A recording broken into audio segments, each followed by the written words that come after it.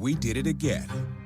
Verizon was just named America's most reliable network by Root Metrics for the 16th time in a row, proving once again that nobody builds networks like Verizon builds networks. That's why we're building 5G right. That's why there's only one best network, Verizon. Best and most reliable based on Root Metrics reports from second half 2013 to first half 2021 of 3 operators on all network types combined, not specific to 5G networks. Welcome to today's podcast brought to you by U.S. Bank. Imagine a world where your moneymaker is your hobby. Well, you won't have to. U.S. Bank takes pride in being the extra push people need to turn their dream job into reality. With friendly advice, setting realistic goals, and being there, supporting them with every step in their journey, just like a friend or partner would. It's time to turn your side gig into something bigger. U.S. Bank. We'll get there together. Now let's tune into today's episode. More than any other, I'm Acacia James. A restaurant group in our region is moving to a 4-day work week. How they hope to change the industry. I'm Melissa Howell. Right now, the Dow Industrial's up 130 points. WTOP at 1 o'clock. This is CBS News on the Hour, sponsored by the Exogen Temporal Scanner. I'm Matt Piper in New York, where world leaders are meeting at the United Nations. President Biden says the globe stands at an inflection point in history amid some big challenges. Standing in front of the iconic green marbled wall at the UN, President Biden said the U.S. is back at the table in international forums. And while he cast the current global struggle as one of democracies versus autocracies, he insisted, "We are not seeking a new Cold War. Instead, he urged unity in the fights against COVID and climate change. Because we'll all suffer the consequences of our failure." In Afghanistan, Mr. Biden said the world must act together to hold the Taliban to its commitments and advocate for the rights of women and girls. Stephen Portnoy, CBS News, Washington. A Senate committee is holding a hearing on threats to the homeland and how they've evolved post 9/11. Our Cammy McCormick's in Washington. These threats include foreign and domestic terrorists. The past 16, 18 months or so, we've more than doubled our domestic terrorism caseload from about 1,000 to around 2,700 investigations. And FBI Director Christopher Wray talked of the growing cyber threats. We're now investigating over 100 different types of ransomware. The threats also come from China and climate change. Moments ago, Vice President Harris said she's deeply troubled after seeing footage of Border Patrol agents on horseback aggressively dispersing Haitian migrants at the U.S. border in Texas. KENS-TV's Vanessa Croy has more on what's happening at the border. A line of Texas DPS vehicles forms a barricade along the Rio Grande River in Del Rio.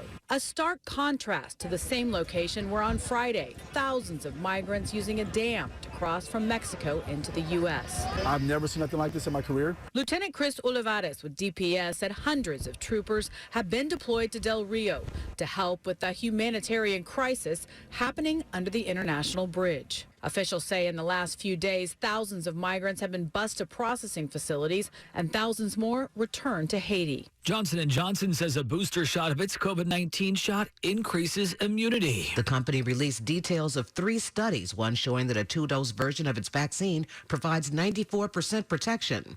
J&J says a booster 2 months after the first dose increases antibody levels up to 6-fold, and a shot 6 months later increased antibody levels by 12-fold. Dr. William Schaffner at Vanderbilt Medical Center says, "These booster data would provide a lot of reassurance to people." The company's single-shot vaccine offers about 70% protection. Allison Keys, CBS News. The Dow is up 123, NASDAQ up 67. This is CBS News. Fever is the #1 COVID symptom, so be safe with an accurate thermometer. Only Exogen is proven accurate in more than 100 studies. Learn more at exogen.com. 103 on WTOP on this Tuesday afternoon, the 21st of September. Overcast and 78 degrees, heading near 80.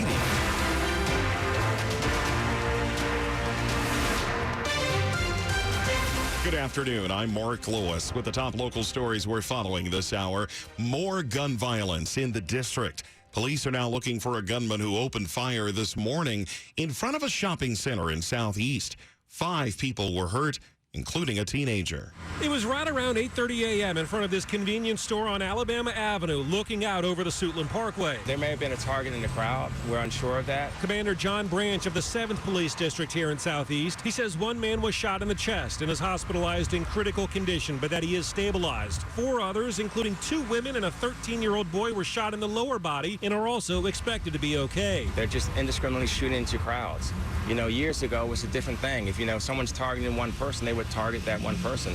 But now it's just a spray and pray type mentality. In Southeast D.C., this is totally unacceptable. John Doman. This shouldn't be allowable in any community or any society. WTOP News. Also new today, Maryland's governor is awarding $3 million in grants to help more than 30 state organizations and religious institutions to better protect themselves from hate crimes. Funding from Governor Larry Hogan will be used on equipment, personnel, and physical security enhancements. The governor says hate, bigotry, or racism of any kind is un-American, unacceptable, and wrong. His administration has provided more than $8 million in the last few years to protect vulnerable groups from hate crimes. Some people continue to request religious exemptions to avoid getting the COVID vaccine. And so far, the D.C. government has received 475 requests. Almost all of the requests, 419 to be exact, came from fire and EMS workers. City Administrator Kevin Donahue says no decisions have been made yet, pending review of all requests, but he says the aim is to get people vaccinated, not to punish. By design, suspensions would not take effect until after employees have had a couple of weeks to be reminded of their obligations. So the initial interaction between the employer and an employee who has not complied is a reminder and then a conference. DC's Health Department ordered that all licensed healthcare workers, this includes firefighters, must get at least 1 dose of the vaccine by September 30th or risk losing their license and possibly their job. Donahue says any suspensions due to noncompliance likely wouldn't come until October. Acacia James, WTOP News. Long hours and hectic environments are typical in the hospitality industry. But a restaurant group in our region is hoping to change that with the rollout of a 4-day work week. The pandemic has brought about many changes, and for the owners of the Need Restaurant Group, there have been ups and downs. It's been a very wild ride. Jason Berry says they're now focused on centering the experience at their several restaurants around work-life balance. People realized, I think during the pandemic especially, that they actually like their families and they like their children. Their new program will introduce 4 12-hour workdays instead of 5 for salaried employees. He hopes it'll help them retain exceptional employees and bring on new ones. They want to work to live, not live to work. This industry is changing. The rollout will happen in all of the Need Restaurant locations by the end of the year. Melissa Howell, WTOP News. Today is the final day to grab a burger and a Frosty at the Wendy's, which is located at the infamous Dave Thomas Circle in Northeast Washington. That restaurant, which is in the triangle where New York Avenue, Florida Avenue, and First Street come together, is closing. D.C. used eminent domain to acquire the property in the notoriously confusing congestion intersection. The mayor's office says that intersection will be redesigned to be simpler and safer. Just ahead, a local religious leader charged with sexually assaulting a girl 6 years ago. It's 1:07. Today, the world is changing faster than ever.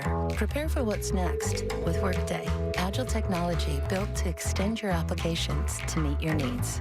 Workday, the finance, HR, and planning system for a changing world. Bundling home and car insurance with Geico is so easy, your neighbors are probably already doing it. But who?